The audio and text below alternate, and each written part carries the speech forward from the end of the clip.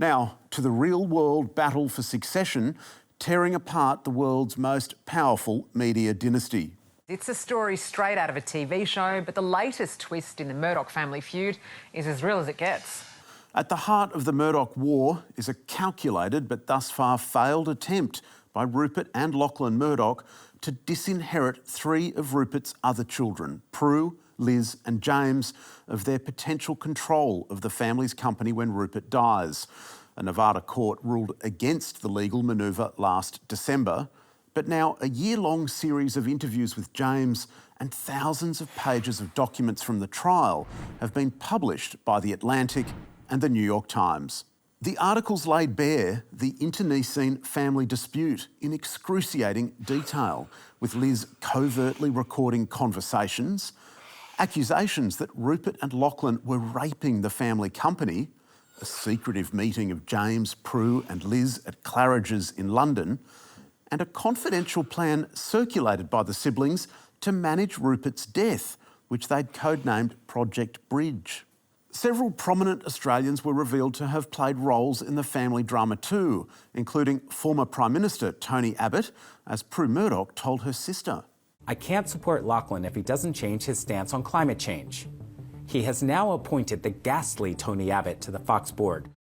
Above all else, Rupert was trying to stop James exercising future influence over the Murdoch news galaxy, not least because James and his wife have publicly criticised slavish reporting of Donald Trump's lies about the January 6 riots and News Corp's coverage of climate change.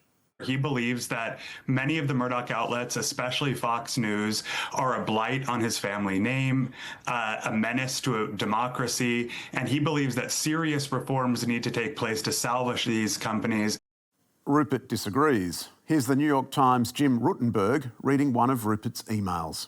Fox and our papers are the only faintly conservative voices against the monolithic liberal media. I believe maintaining this is vital to the future of the English-speaking world. The revelations went global and were reprinted across the world and indeed here in Australia. But as best as we can tell, one place the story didn't appear was in Murdoch's Australian outlets. No, hold on, that's not entirely true. Now, I've got to get something off my chest about one of the most ungrateful, entitled and treacherous hypocrites I've ever come across. His name is James Murdoch. News Corp standard bearer Andrew Bolt used both his column and his Sky News program to stick the boot into the younger Murdoch heir. Trashing your father as a bad dad, whining about your brother, revealing private conversations, or inventing them since James's accounts are disputed. All that is principled? Give me a break. Don't be shy, Andrew. Tell us what you really think. So, was James motivated by climate change or Fox News coverage of Donald Trump? Not according to stockbroker Angus Aitken, also a friend of Lachlan Murdoch, who told us James is actually playing hardball and trying to extract the best possible price for his share of the company. Most stock market watchers simply see these leaked articles as James's desire to be bought out of the family trust, as a negotiating tactic. And the way the share market looks at these businesses, they see James as a jealous, jilted lover struggling for relevance. Ouch. Rupert and Lachlan hope to overturn the Nevada decision. But if not, these revelations put a hard endpoint to Rupert's reign, because even if he's still breathing, the family trust will expire in 2030, at which point Rupert's grip is broken and the siblings are free to sell their shares or remake the Murdoch brand as they see fit. Either way, it will be a moment of tectonic significance for Australia's media and political landscape. Well, for almost 140 years, the identity of the most infamous serial killer in the world has remained a mystery. That is, until now. Hello, I'm Linton Besser. Welcome to Media Watch, and just brilliant news tonight that we've been waiting for since 1888. Jack the Ripper, the mysterious serial killer whose identity has long remained a mystery. That is... until now. Yes, 140 years after 5 women met their grisly end in the laneways of Whitechapel, they've finally cracked it. Jack the Ripper's identity... confirmed. The bombshell discovery by London ripperologist Russell Edwards was published by The Sun, and its scoop was soon whipped into pulp down under. On Nine's Weekend Today, host Alison Petrowski opened with the obvious question. Who is this person behind the infamous name? The name is Aaron Kosminski. DNA scratched from a blood-spattered silk shawl purchased at auction by Edwards in 2007 has proven a match for the descendants of both one of Ripper's victims, Catherine Eddowes, and Kosminski, a Polish barber said to have been one of the police's principal suspects at the time. Edwards was also talking up his discovery over on 7. We proved that the shawl was actually taken to the murder scene by the murderer himself.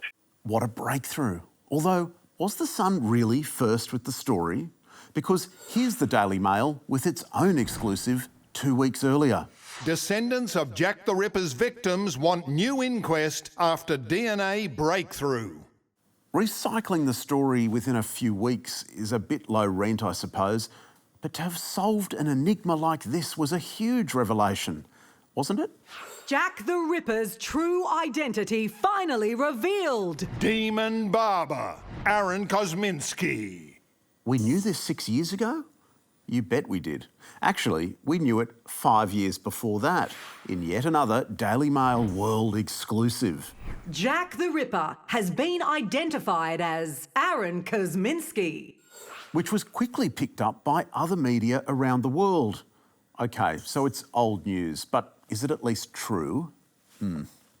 Russell Edwards, the man behind all these claims, runs Ripper Tours in London and is the author of a 2014 book naming Jack the Ripper.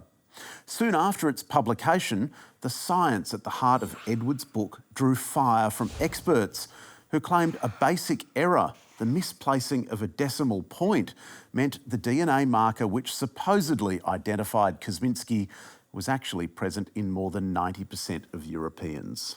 Whoops.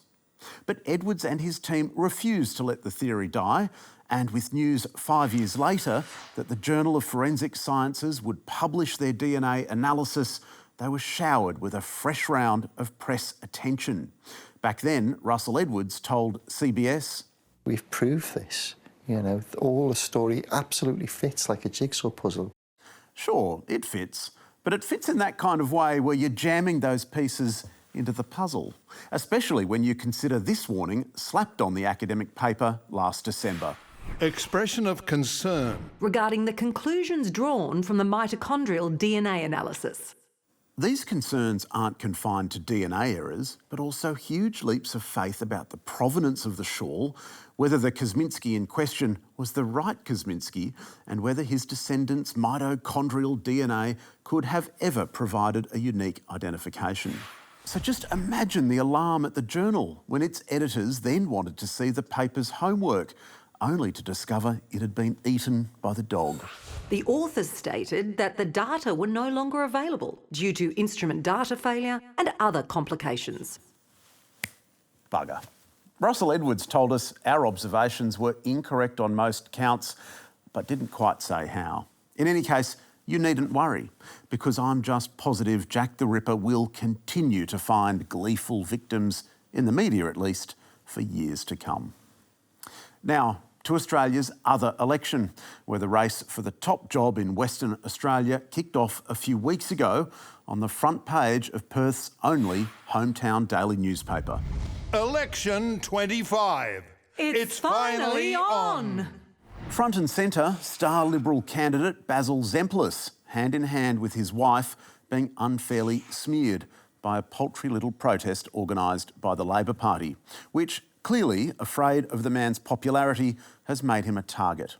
It's become a theme of the WA election, which none of the other media has covered quite like 7 and its newspaper, The West Australian, where on day 1 of the campaign, there was more about Asset Baz inside, and in its editorial, where he was being hailed as the Liberal Party's greatest hope to loosen Labor's stranglehold over the state. Liberals should unleash their best weapon. Unlike 9, 10 and the ABC, 7 opened its campaign coverage that night with Basil the Beast. With the election campaign now official, the Liberals have a choice: unleash the beast in Basil to take the fight up to Labor. But there's one little detail we should probably clarify at this point. Basil Zempilas is not, in fact, in the race to be Premier. He doesn't even have a seat in Parliament.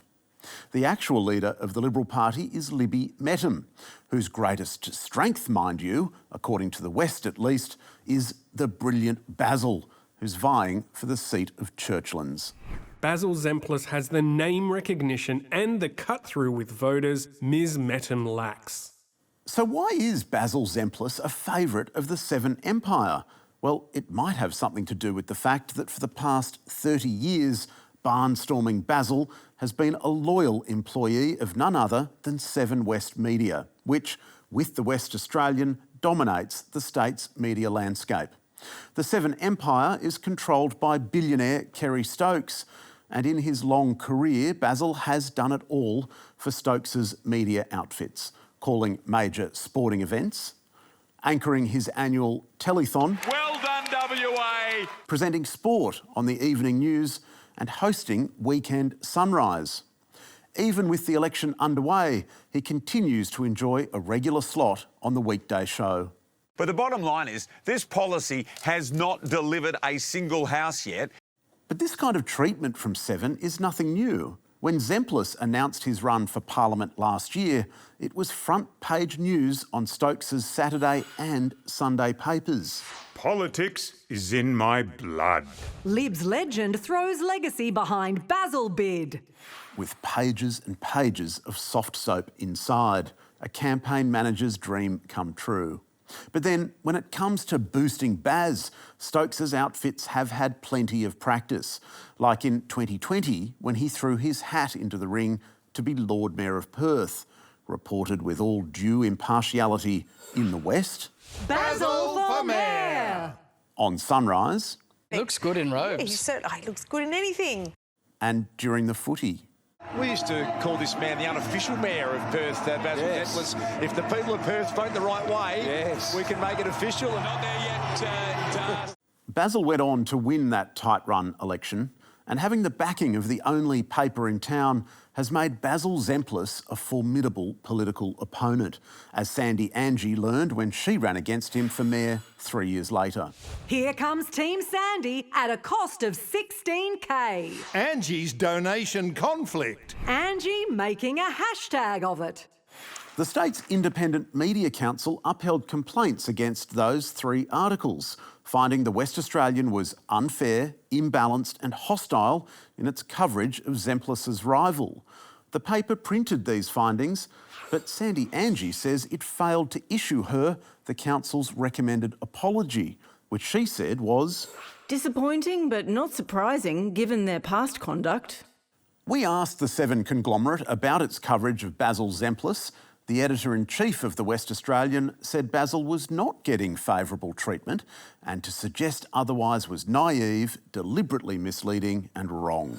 In fact, because of the shameless local political and personal agendas gullibly taken up by Media Watch, one could mount a case that despite his obvious newsworthiness and the high public interest, we run fewer stories prominently about him than what might otherwise be warranted. And for his part, Basil Zempilas told us it was fanciful to suggest he's received any undue advantage. Usually, you'd be loath to call an election, but this one might be a foregone conclusion. With just 3 seats in the lower house, the Liberal Party surely cannot win on March 8. If Basil Zempilas wins Churchlands, however, just watch as Stokes's golden boy is plumped up by Seven for higher office still. And the loser won't be Libby Mettam or, in the distant future, the Labor Party. It'll be the people of WA, who have little choice in their news diet, but lopsided praise from Perth's media colossus for one of its own. And that's all from us tonight. Be sure to check us out on iView as well as X, YouTube and Facebook. You can find full statements on our website, and don't forget to send us your tips. See you next week.